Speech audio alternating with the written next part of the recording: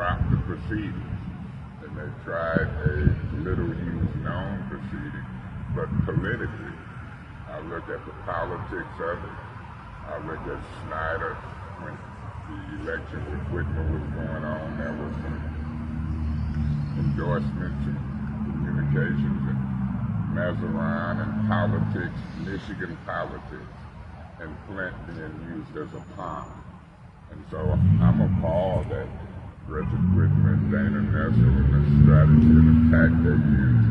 And Todd Flood, the special prosecutor, was doing a good job. And things were moving very well. So when I got the news this morning, it was kind of devastating. But at the same time, it was something I was suspicious of the whole time. Because I attended those proceedings, and I thought that they were moving very well, and they had progress. They should have just picked up from there, added what they needed to. They wasted a lot of time and money.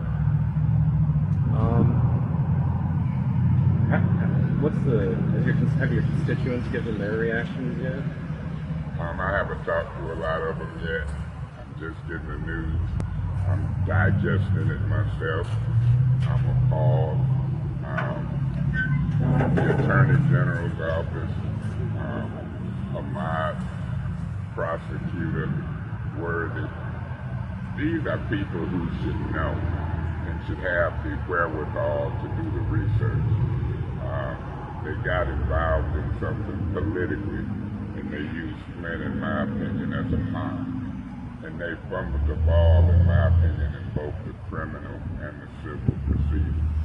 And I'll just keep saying it over and over and over.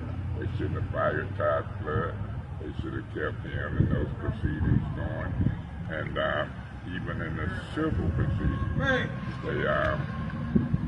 they didn't negotiate that right. So I'm just kind of let down with the state government, and I believe that, people were in cahoots with each other.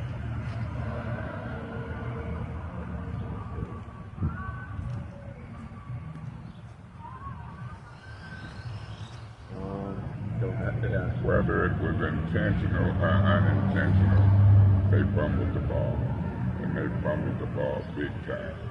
And they used Flint politically as a pawn when we were actually dealing with very, very serious criminal and civil proceedings. And I'm going to continue to talk about it.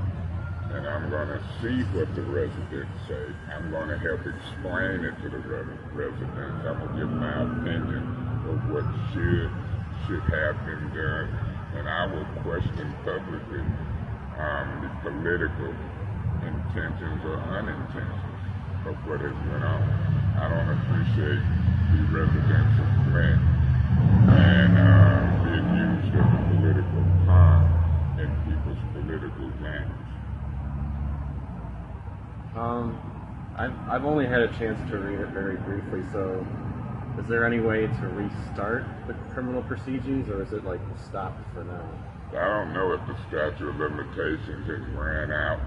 I know we were close to some statute of limitations when they fired Todd Flood and started new proceedings. I thought they was going to do preliminary exams, and I didn't know they would use a one-man type of grand jury. And I haven't read it yet myself, but when you read it, if I see things that a good lawyer should have seen, then I'll really be appalled. I'll lean more toward the political intention stuff, because you have people supporting Snyder and working for Whitmer, some of the same people, Mazarin, and that's a name that comes to play. And when you look at the politics behind the scenes and the high profile that the water crisis had, and the millions that had already been spent, I'm very suspect as to why would you fire a man and proceed in a different direction, knowing that the risk was high. Do you have anything else to add? Yeah, let's wait and see what they do now. Let's wait and see if all statute of limitations is ran out. Let's see if they continue to pursue things the right way. Let's see if they go back and consult with the special prosecutor, Todd Flood, and others who they got rid of. Let's see if they apologize and admit their mistake. I don't know if they can appeal to the federal court procedure, but I know the Supreme Court, from what I'm hearing, the decision is 6-0. And I mean, that's a resounding statement as to their criminal proceedings. And we were moving very well the way we were going.